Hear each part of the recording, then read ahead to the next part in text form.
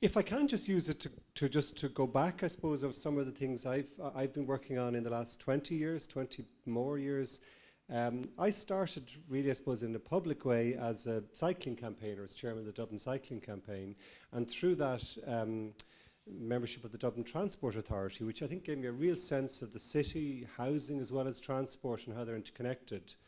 But also in literally fighting street by street to try and improve it, make it more safe for our citizens, a realization that politics is actually where decisions are made. That if you're putting in a pedestrian light or you want to put in a cycling facility, ultimately the decision is political. Every decision is political. And I kind of suppose came to the view of my mind, well, rather than trying to change people's minds who are making the decisions, could I become one of the people who was actually making the decisions? I found that by being a councillor is probably the most rewarding thing I've done, that sense that your mind changes from they should do something in terms of the city to we should do something, having that sense of ownership or connection to your own city. And I think particularly in my time in the late 90s, that introduction of recycling facilities in Dublin, I think was one of the things that I'd be proud of, and the kind of some of the waste management improvements that we've been done since then. We have a long way to go. In being elected to the Dáil, I think things I highlight and say, which I'm proud of, is the campaign to end drift netting of salmon, which I think has been successful and has had a real effect. I'm proud of the work I did in the Dublin Mountains Partnership, a sense of understanding that it was people clear felling in my own backyard in Ticknock, and I said, that's madness. We have this incredible resource right beside our city, and we're treating it as a kind of just a lumber supply. And we're not looking at the big picture as to how we could create an urban forest close to the city, which would be of huge value for generations. And I was very conscious of it because I grew up in that area, saw the trees planted, 40 years later clear felled, and I was very proud to be involved in the establishment of the Dublin Mountains Partnership, which might actually see the development of our mountains in our city in a different way.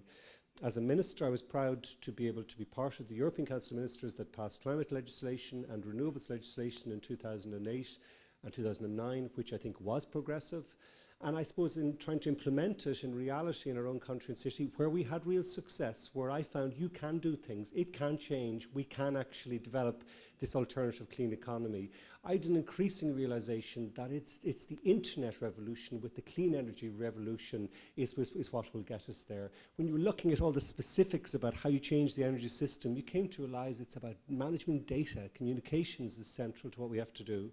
Lastly, in the last 3 years since losing my seat in the Dáil, I've been working for an organisation in London called E3G, which is a not-for-profit climate organisation. I've been working with them on a project funded by the European Climate Foundation and a children's charity on government policy in Germany, France and Britain. And I've been working as well on climate gatherings, which have been looking to see how do we communicate our response to climate change. Summary of where I've been.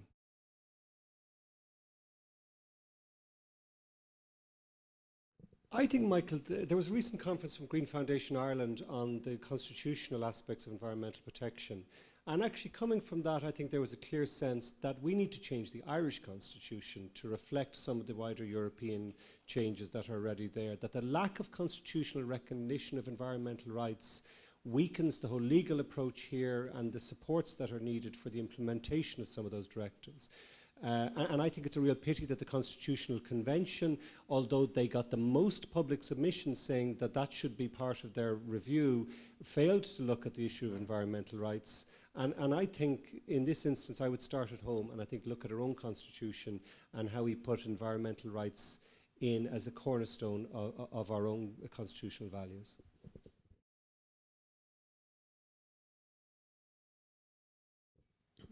I think the real compromise here is at national level, and I think the Commission has given up its initiative and it's handing it back to governments.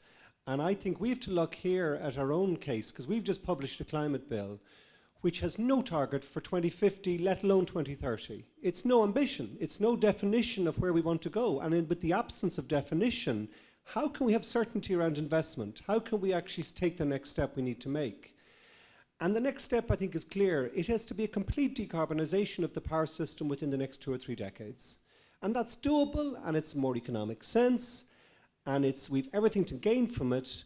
So why don't we give that definition in our climate bill, put it into the heads of the bill? It's not concluded. So I think we should start there.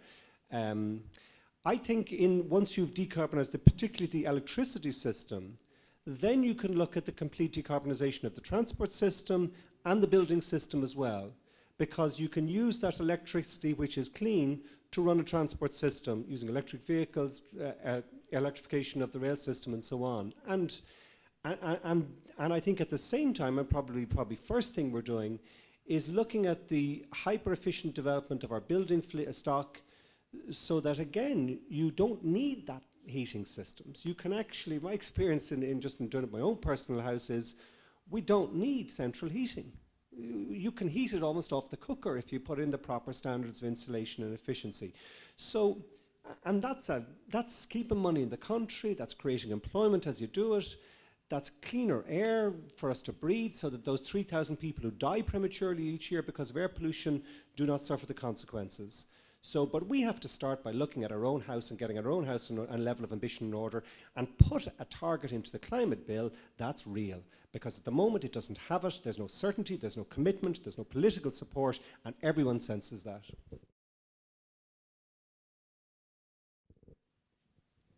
The biggest environmental disaster, I think, in the European Union has been the common fisheries policy. It has improved somewhat, but we have still got a fundamentally unsustainable model, which I think has a huge impact on biodiversity. I was listening to Patrick O'Gallagher the other day, trampling one of his great achievements is actually getting us a massive 68% or whatever it is of the quota for boarfish, a tiny little fish that today has been used for fish meal, but now we have a cunning plan that we're going to catch it and sell it to the Chinese. And I think and I don't say it just because of yourself, Karen, asking the question, but I think if you look at our sea area is 10 times our land area, that's the biggest opportunity we have.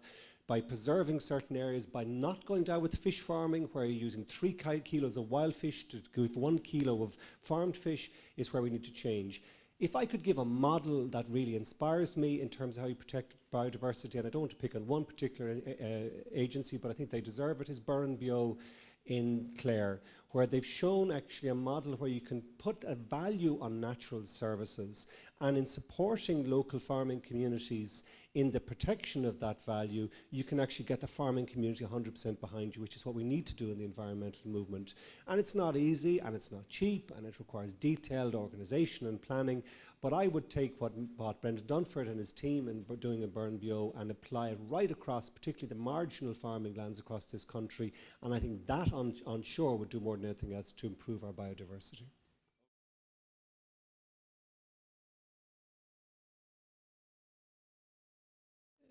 The work done way back in the early 70s by Dennis Meadows and others in Limits to Growth still holds true in my mind, that we've this incredible difficult equation in this century of maintaining population, maintaining environmental qualities, and maintaining development without one or the other variables falling.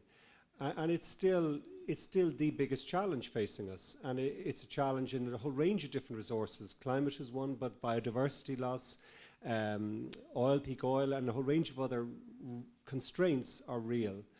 It's ironic or interesting, I believe we have to do that by going to a steady state economy, but I always say it was interesting listening to Richard Douthwaite or talking to him about it. He said that it's actually a slight irony in a way, in that trying to face that 100-year challenge and living within the constraints that exist, it does require an investment stimulus in some of the solutions we need to change our waste system, to change our energy system, to change our transport system, to change our food system. And that does need steel, and it needs iron and concrete and investment. And I think that's the balancing act we've got to get. In some ways, I think the investment in that new clean future can actually give Europe a stimulus at this present time, and I think we need it. We saw the economic figures yesterday. Europe is in real trouble. Deflation is the biggest prospect. And therefore, that prospect of an investment lift from that new economy is welcome in the short run, but also beneficial in the long run in allowing us to get back to live within the constraint that Dennis Meadows and others set out before us. So I think that's the biggest challenge we have, and I think the two it's not in addressing this challenge that we have to contract out of, completely go back to a horse and cart type existence. I think we need to provide an alternative. It is a different definition of growth and a different parameter of success we set. Yes, we should have the strategic environmental assessment, and I do not believe we should progress fracking. I don't believe it's cheap. I think a lot of what you look at the developments in the States, it's actually a speculative bubble where the life cycle of the fields are much shorter than people had originally supposed, where the costs are higher, and I think it would be the same, if not more difficult here. I also don't believe it's clean. Taking the problems that are with the water table, but also the release of methane into the atmosphere from the systems, and also just the fundamental, we're burning a fossil fuel. This myth that gas is relatively clean because it's not as polluting as coal, that doesn't hold up within the context, as I said, where we have to make a 2 or 3 decade transition to a zero carbon power system.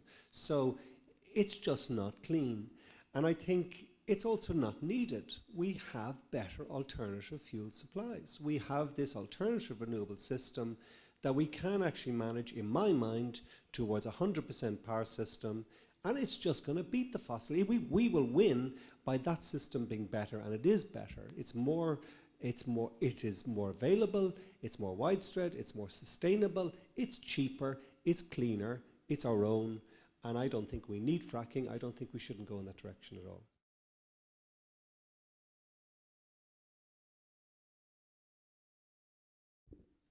I don't think we can just say no to trade. My personal perspective is we will not go back to just a complete localization model of development. I was influenced by a book by a guy called James Bradfield Moody, a young guy employed by the Australian government to look into the future, and he wrote a book called Sixth Wave. And in that he says it will be an integrated, interconnected world. We will not solve the big environmental problems we have by just retreating back to nationalism and continents even competing against each other. We have to cooperate. But he said actually one of the things in that, bytes will be global, but atoms will be local, in terms of there will be less transport of goods back. With those boarfish don't need to go over to China with the Irish baby milk, fake baby milk, and back again. But we can and should trade, because ultimately we have to cooperate to manage this planet in a sustainable way. But I don't believe that the economic model that has been employed in the last 30 years is the economic model or the trade model that we need, where just trade for its own sake trumps everything, and economic growth for its own sake trumps everything. And I think it does need completely new rules around environmental and social sustainability. They're not in the existing agreement, and our group in the European Parliament has opposed it, but not completely to the point that we say no to any connection with the US.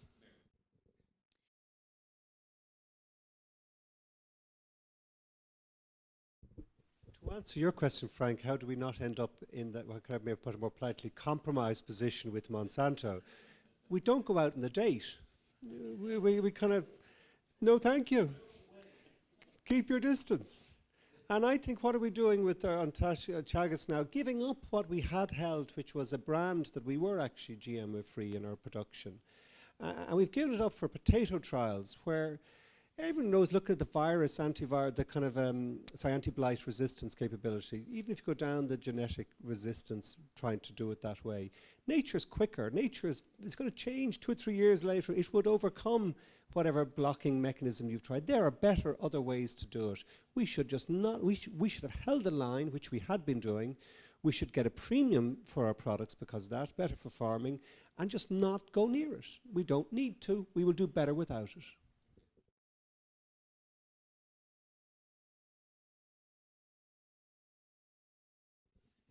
Yes, but I think, from my experience, the battle is right down on the street level. Yes, the European Union is supportive, and yes, we can get certain funding, but the real truth is that the fight is street by street, yard by yard, metre by metre, as to what, and it's actually our council, and it is our council.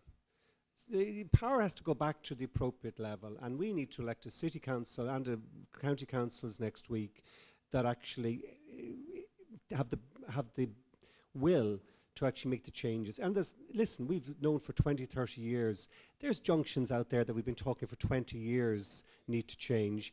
And it's not a lack of European support, it's a lack of will here at home. And I think certain cases, we've got to be careful not just relying on Brussels for everything. It's actually the city council that have to make that change.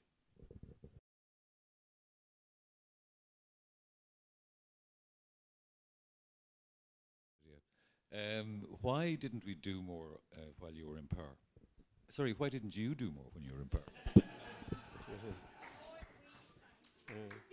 First thing we did was actually dramatically improve building regulations for energy efficiency that had been delayed for many years before arrival. What we also did is listened very closely and read what Sue Scott and John Fitzgerald and Frank Convery had said with regard to the introduction of the property carbon tax. And what they said, that all the analysis was clear: if you did three things, that you would actually lead to a net economic benefit to this country. You needed to protect people from fuel poverty, you needed to invest in methods to help people save energy, and you needed to also reduce other taxes, labour taxes particularly, so that the economic benefit would actually apply. In the introduction of the carbon tax at that time, we at the same time increased the amount being spent on retrofitting of buildings from 20 million a year to 100 million a year, half of which was going to those in receipt of fuel allowance. So it was a direct investment to say that yes, those people have to be protected from fuel poverty as a result of the carbon tax rise. We reduced the employer's tax at the same time, we realising that it was actually a direct tax on labour.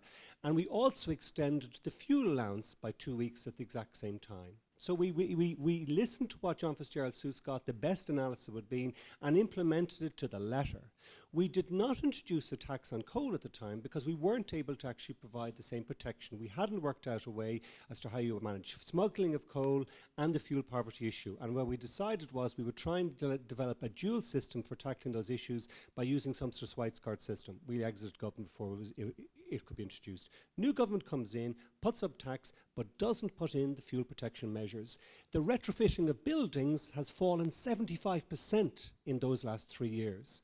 So I would actually go back and say, no, and actually the energy use in our time, partly because of those tax measures, and other reasons, actually fell significantly. The energy paper said it last week, was it a 20% reduction in energy use compared to what it would otherwise have been. So I would actually very much defend the way in which the carbon tax was originally introduced, the measures that were put in place exactly as John Fitzgerald and Sue Scott had said. And I regret that we haven't continued that policy under the new government. One other related issue is the other flat rate issue, is in the sense that if we proceed with the decision to build an incinerator in Poolbeg, we'll have a flat rate of 600,000 tonnes that we have to feed in that for the next 30 years. And that will further kill the incentive for recycling in our city. And I think it's remarkable that the council supposedly has been opposed to that for the last 20 years, yet it is still again back on the agenda. We've wasted 100 million euros. It is in the wrong location, it's the wrong size, and it's the wrong system. We don't even need it. But that is the scale of dysfunction that's happening in our waste system. And the worst thing about it is it's after having seen to be able to succeed in the way we never thought we would. I was back in '98 when we introduced the green brown bin principle, the idea. The engineers at the time say Dublin people will never recycle. They never do any of that at all. Dublin people were bloody good at it. We're better than most other cities. And just as we were starting to win and succeed, we're being held back by those decisions around flat rate charges, the 120 charge, and an insistent pursuit with an incinerator that is no longer needed because we have actually done what the engineers thought we could not do.